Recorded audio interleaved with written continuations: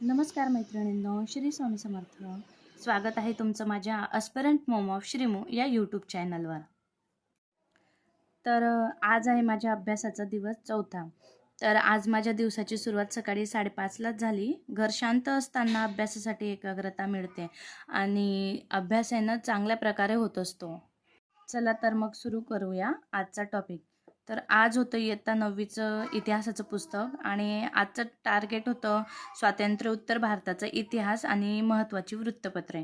तर आजच्या टॉपिकमध्ये आपल्या भारताला स्वातंत्र्य मिळाल्यानंतर कोणती कोणती वृत्तपत्रे होती, त्यानंतरून तेव्हा कोणत्या कोणत्या घटना घडल्या आणि स्वातंत्र्य मिळाल्यानंतरसुद्धा आपल्याला कोणत्या प्रॉब्लेमला फेस करावं लागलं, हे सर्व आजच्या टॉपिकमध्ये दिलेलं होतं. तर आजचा जो टॉपिक होता इतिहासाचा, तो अभ्यास करताना जाणवलं की आपल्याला हे जे स्वातंत्र्य मिळालं आहे ना, त्यामध्ये खूप क्रांतिकारी लोकांचे बलिदान आहेत. कितीतरी सुधारकांनी याच्यावर काम केलं आहे आणि त्याच्यानंतरून आपल्याला हे जे काही आजचा प्रगत भारत दिसत आहे, हे घडलं आहे. अशा प्रकारे माझा सकाळचा इतिहासाचा अभ्यास सुरू होता.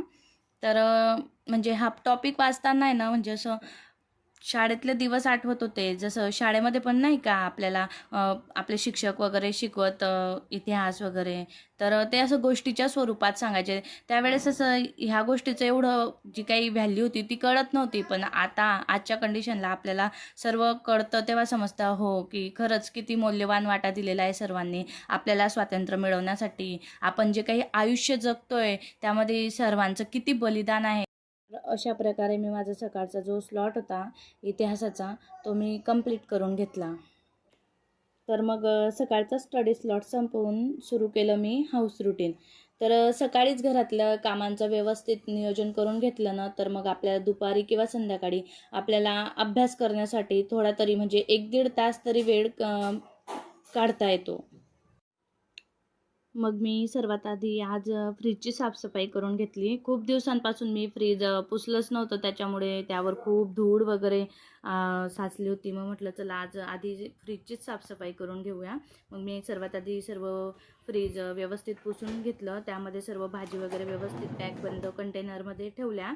मी हे कंटेनर आहे ना ऑनलाईन मागवले होते आणि खरंच खूप युजफुल आहेत. यामध्ये भाजी वगैरे असं खराब होत नाहीत आणि व्यवस्थित राहतात. मग सर्व कामं वगैरे आवरून झाल्यानंतर दुपारी थोडं श्रीमईला पण झोपवलं आणि मी पण त्याच्यासोबत झोपून गेले. कारण म्हटलं चला आज थोडा आराम करून घेऊया. मग संध्याकाळी मी श्रीमईला थोडं माझ्या मैत्रिणीकडे घेऊन गेले. म्हटलं चल आज आपण थोडं बाहेर फिरून येऊ. मग त्याला घेऊन गेले. तर संध्याकाळी अचानकच पाऊस आला. मग तेव्हा श्रीमई आणि त्याचे मित्र पण खूप छान पावसामध्ये खेळले. श्रीमईला तर खूप आनंद होत होता. मस्त म्हणत होता, चला चला पाऊस आला, पडा पडा पाऊस आला, चला चला पडा पडा. आणि त्याने खूप एन्जॉय केलं. सर्व म्हणजे असं बघत होते त्याच्याकडे आणि तो खूप असा एन्जॉय करत होता पावसामध्ये. थोड्या वेळाने मग आम्ही घरी आलो आणि स्वयंपाकाची तयारी सुरू केली. रात्रीचे जेवण वगैरे सर्व आटोपल्यानंतर मग पुन्हा एकदा मी माझ्या अभ्यासाला बसले. रात्रीच्या अभ्यासाला सुरुवात केली. तर तेव्हा मी हातात घेतलं मग मॅथ. कारण मी रात्रीच्या वेळेस शक्यतो मॅथच करत असते. कारण रात्री जेव्हा झोप येतं ना, तर मॅथ केलं ना तर झोप उडून जाते. आणि कसं असतं ना, सर्वजण झोपलेले असतात आणि त्यांना पण बघून असं वाटतं आपण पण झोपून जायचं. जाऊ दे आजच्या दिवस आपण पण थोडं झोप घेऊन घ्यायची. पण असं जर केलं तर एक एक दिवस असाच पुढे जातो आणि आपला अभ्यास मग मागे पडत जातो. त्याच्यामुळे मग कंटाळा न करता म्हटलं चला जाऊ द्या, आपण आपला आवडतीचा विषय जो आहे मॅथ तो घेऊया. म्हणजे कसं आपल्याला आपली झोपही उडून जाईल आणि आपलं लक्ष पण असं विचलित होऊन जाईल. रात्री मी जवळजवळ 1 तास मॅथ केलं. मग त्यानंतरून सुरुवात केली व्होकॅबलरीला. मग मी इंग्लिशचं व्होकॅब करायला सुरुवात केली. म्हटलं चला काल आपण केलं नव्हतं तर आज थोडं जास्त वेळ आपण करूया. मग मी रात्री 12 ते 1 वाजेपर्यंत इंग्लिशचे व्होकॅब करून घेतले. व्होकॅब करायला आहे ना खूप वेळ जातो. म्हणजे एका तासामध्ये फक्त 10 ते 15च व्होकॅब होतात माझे तरी.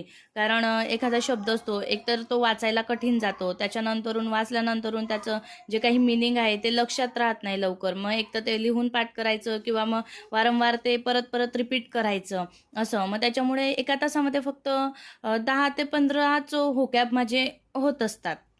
अशा प्रकारे मला आजचा स्टडी स्लॉट पूर्ण करायला रात्रीच्या 1 वाजला.